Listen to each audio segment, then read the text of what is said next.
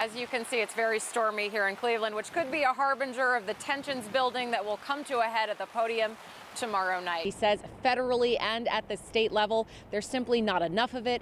It's slow and it is not widespread. Tree of Life congregation members tell me they have not yet been back here to worship since the day of the attack, saying that this still isn't a prayerful place. There is some truth to that. The Trump administration is extremely litigious. Tuesday, we're getting a lot of new information as to the fate of hundreds of thousands of school children in the state of Ohio. He has said many times that Ohio has the wherewithal and the capacity to reopen once. It's no secret that the president can sometimes come off as coarse and irascible. So an objective of tonight was to really paint him in a softer light. Behind this ambulance is the Trump motorcade. They're trying to block off view from what's happening over here.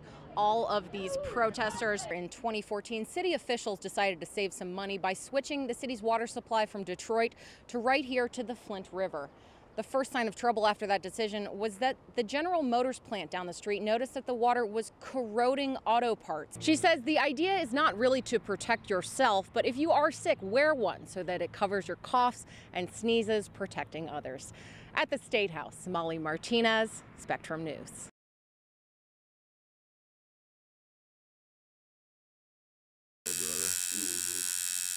Objectively, there is such thing as a bad tattoo. Somebody got drunk and got a tattooed on their face. That's pretty bad. Brittany here is going for much less offensive art, an octopus on her leg. It's her 11th tattoo here at Red Rose in Zanesville, where calves are canvases and sleeves are stories. Here at the shop, owner Billy White doesn't judge people on what they choose to have etched indelibly. As cliche it is that you just really shouldn't judge a book by its cover. But sometimes tattoo choices do come with judgment, and who you were when you got inked doesn't represent who you've become. That's why the shop offers a second chance of sorts, free cover-ups to hide symbols of hate.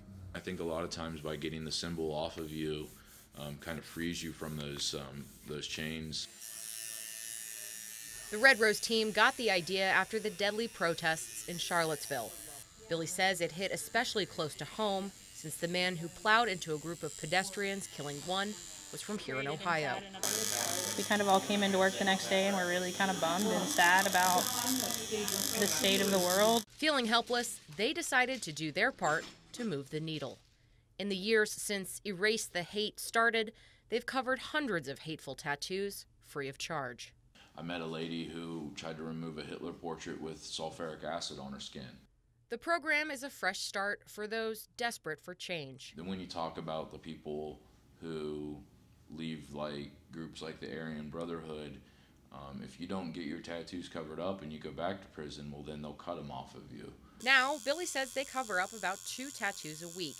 They also do their part to stop people from getting them in the first place. I mean, that doesn't happen very often, but I've had people ask me for, white pride tattoos and things like that, and that's just absolutely not something I'm down for. Their mission is spreading across Ohio, earning Billy a humanitarian award from the governor.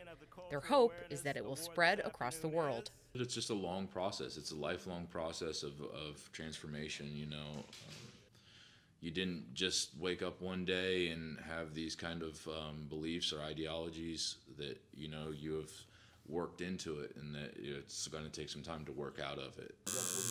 But for now, Billy is offering redemption, one tattoo at a time. In Zanesville, Molly Martinez, Spectrum News.